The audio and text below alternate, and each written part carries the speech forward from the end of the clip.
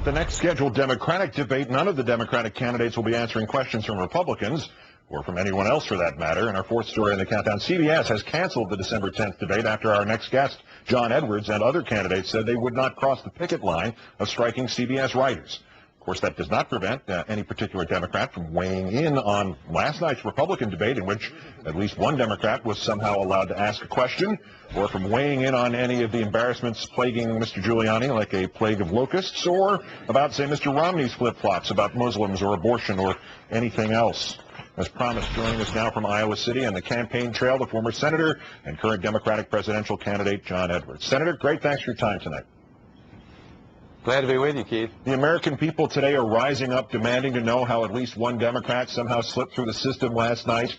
I'll resist the temptation to ask you that question about how the Republicans can answer al-Qaeda if they can't answer a Democrat.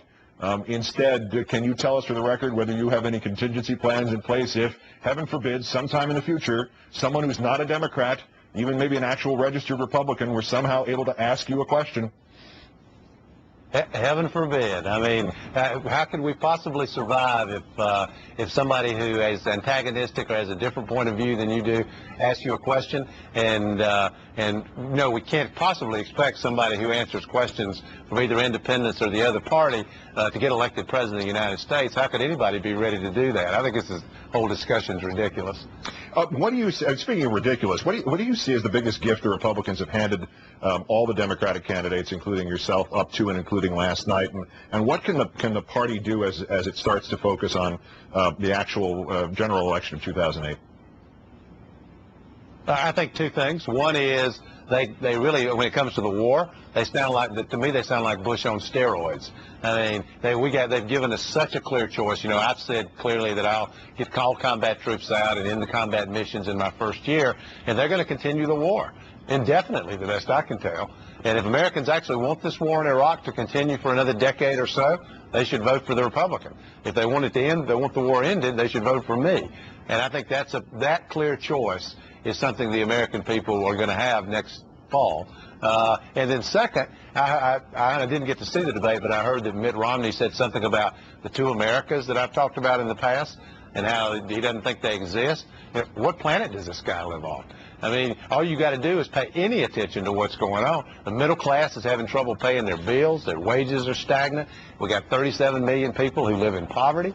We got 35 million people who went hungry last year. And he thinks that everybody's doing great. That's not the real world. And they are completely out of touch with what's actually happening and the fact that we have very well-financed, very powerful interests in Washington that have in many ways taken over the government and the democracy against the interests of most people in this country. You would think that even the two Americas that are constituted solely by those who are having their homes foreclosed on and those who are not would have registered in that debate last night. But there's a breaking news story. You mentioned Iraq. There's a breaking story about what Australia is going to do. The Prime Minister-elect, Kevin Rudd, who just succeeded or will succeed John Howard, who won weekend before last in the election, has just said it is his intent to, by the middle of next year, it's not a huge contingent, but it's 550 troops. He intends to get the Australian troops out of Iraq by the middle of next year. Do you have a reaction to that? Is that the kind of thing that builds momentum towards ending this thing? It's not surprising at all. I mean, he's seen what's happening in Iraq. He sees what all of us see, that there's no serious progress toward a political reconciliation between Sunni and Shia.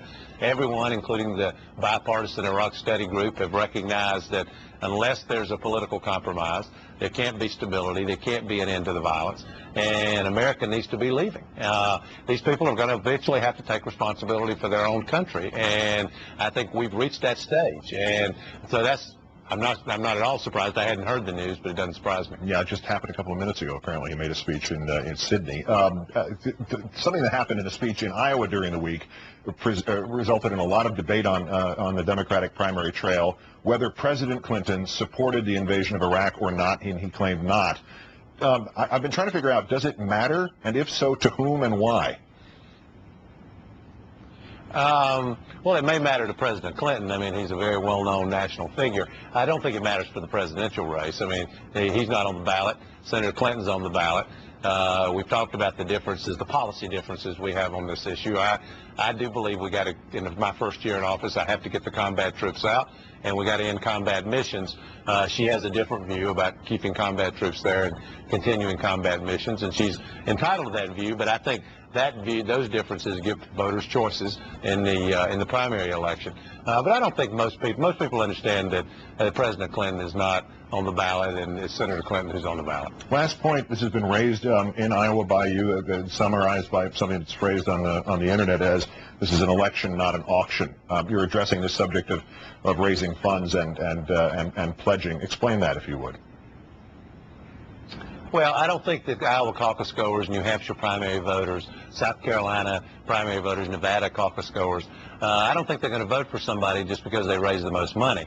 In fact, in some ways, that runs against what the Democratic Party is supposed to represent. We don't win elections. I heard your earlier discussion. We don't win elections by raising the most money. We win elections on principle, by doing what's right, by actually being the party of the people, not by being the candidate who's actually raised the most money. So I'm proud of the fact that I agreed to take public financing for this presidential primary election. I did it for a reason, and I think that actually caucus goers and primary voters are going to decide who's telling them the truth about Washington and who will fight for them. John Edwards taking time out from the campaign in Iowa to talk with us this evening. Always a pleasure, Senator. Great. Thanks for your time.